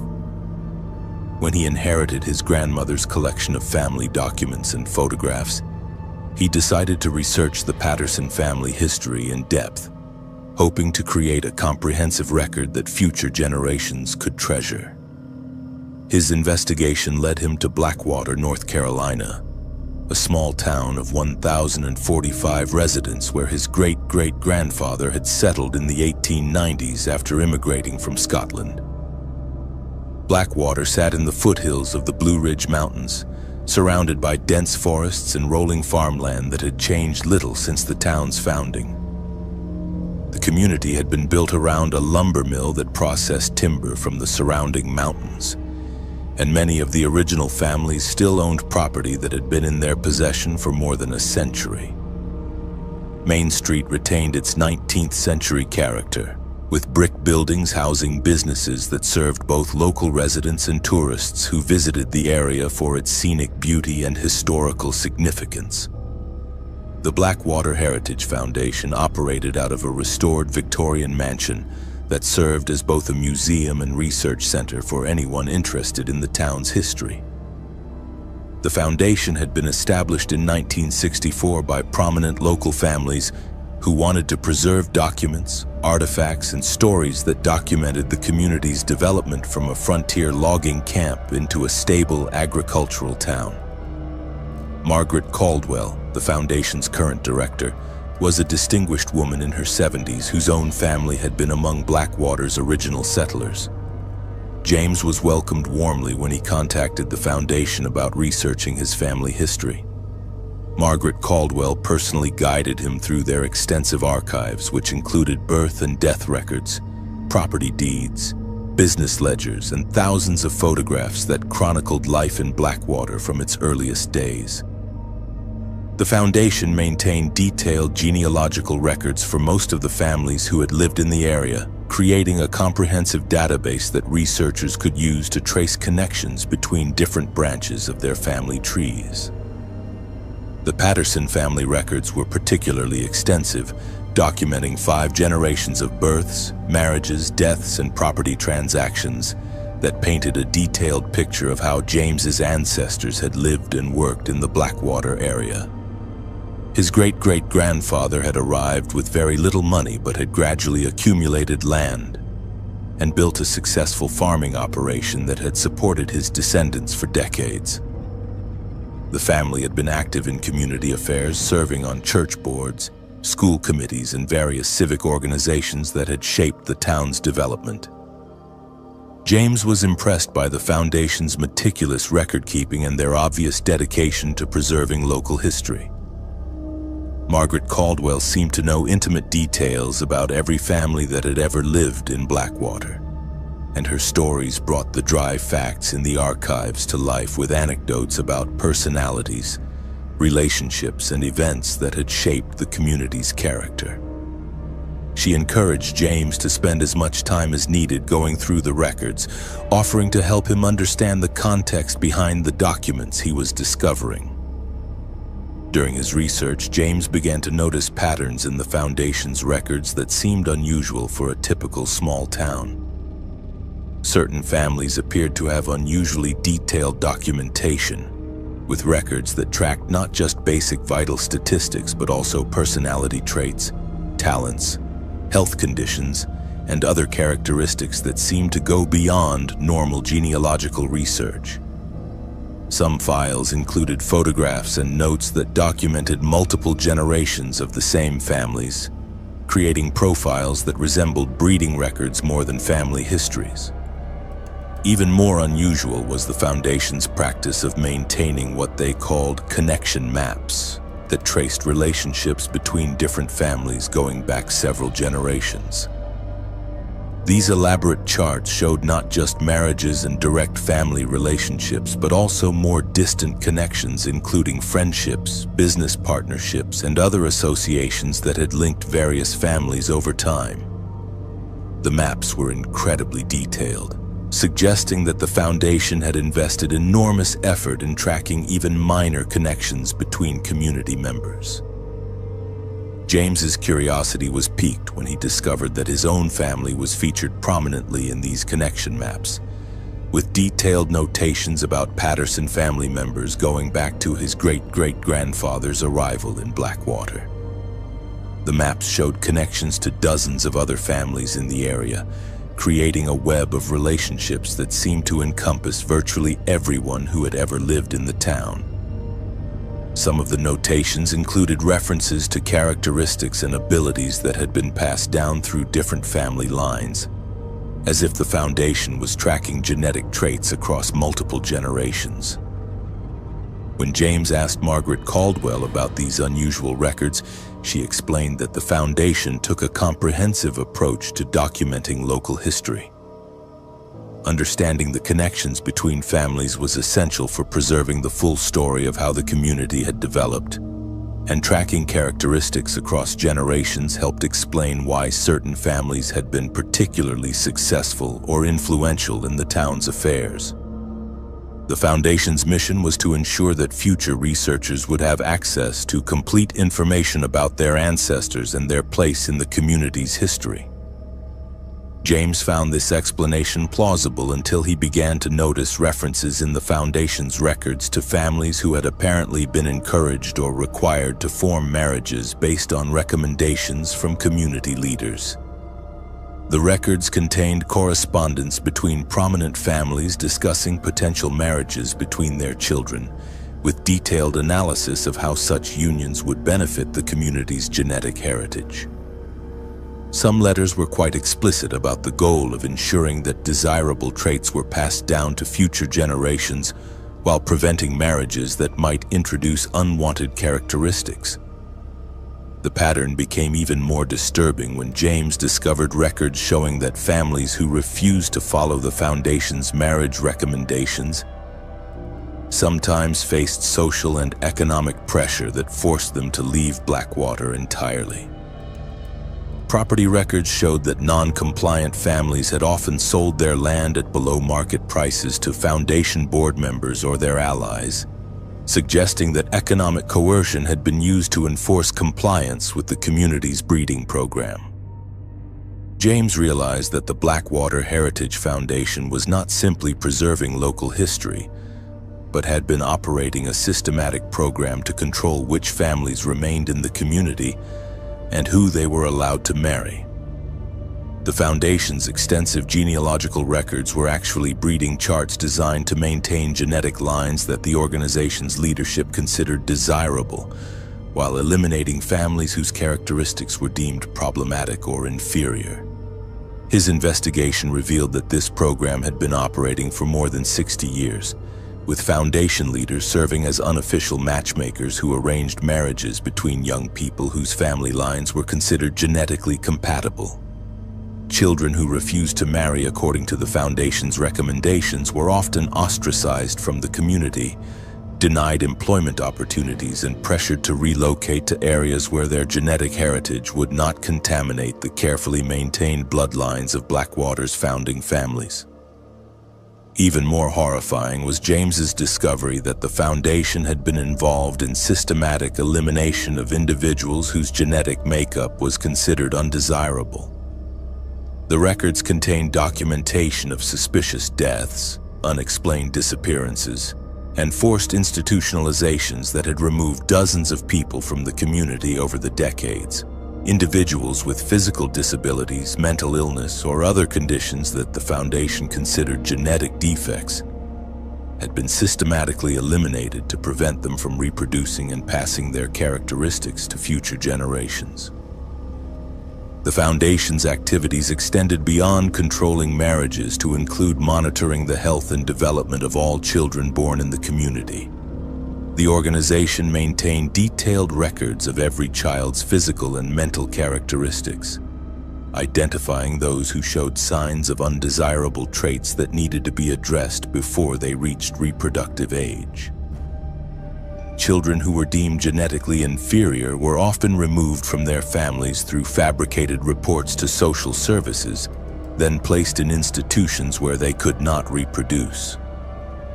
James's research revealed that his own family had been participants in this breeding program for generations, with Patterson marriages carefully arranged to enhance desired genetic traits, while avoiding combinations that might produce unwanted characteristics. His grandparents, his parents, and even his own birth had been planned and approved by Foundation leaders who had analyzed the genetic heritage of both family lines to ensure that the union would produce offspring with the desired physical and mental attributes. The realization that his entire family history had been manipulated by a secret breeding program was devastating enough. But James's investigation revealed an even more disturbing truth about the Foundation's ultimate goals. The organization was not simply trying to improve the genetic makeup of Blackwater's population, but was part of a larger network that was conducting genetic experiments designed to create superior human beings for use by powerful individuals and organizations outside the community. The Foundation's carefully maintained bloodlines were actually breeding stock for a human trafficking operation that provided genetically superior individuals to wealthy clients who wanted children with specific physical and mental characteristics. Young people who had been bred according to the Foundation's specifications were systematically removed from Blackwater through fake opportunities, arranged marriages to outsiders, or outright kidnapping, then delivered to buyers who had paid enormous sums for access to genetically engineered human beings. James discovered records showing that dozens of Blackwater residents had been sold over the decades, their disappearances explained as voluntary relocations or educational opportunities that had taken them to other parts of the country. In reality, these individuals had been delivered to buyers who wanted servants, surrogate mothers, organ donors, or subjects for medical experimentation, with their genetic heritage carefully documented to ensure that purchasers received exactly what they had ordered. The Foundation's breeding program had created multiple generations of individuals who had been specifically designed to meet the demands of various markets for genetically superior human beings. Some family lines had been bred for physical strength and endurance, others for intelligence and creativity, and still others for specific physical characteristics that were valued by particular buyers. The entire community of Blackwater had essentially become a human breeding farm operated under the cover of historical preservation and genealogical research. When James attempted to expose the Foundation's activities, he discovered that town clerk Diana Foster was actually Margaret Caldwell's daughter and a key participant in the breeding program's administrative operations. Foster had been responsible for maintaining the official records that concealed the Foundation's criminal activities, creating false documentation that supported the cover stories used to explain disappearances and forced relocations. James's investigation was interrupted when he was approached by Foundation security personnel who had been monitoring his research activities. The Foundation had discovered that he was asking too many questions and accessing records that revealed the true nature of their operations. James was informed that he would need to become a permanent resident of Blackwater, where his continued research activities could be properly supervised and his genetic heritage could contribute to the community's breeding program. The confrontation with Foundation personnel convinced James that he was in immediate danger and needed to escape from Blackwater before he became another victim of their human trafficking operation. He managed to copy the most damaging records and flee the town under cover of darkness, eventually reaching federal law enforcement agencies that were already investigating reports of missing persons and human trafficking activities in rural North Carolina. The FBI investigation that followed revealed that the Blackwater Heritage Foundation had been operating one of the most sophisticated human breeding and trafficking networks ever discovered in the United States.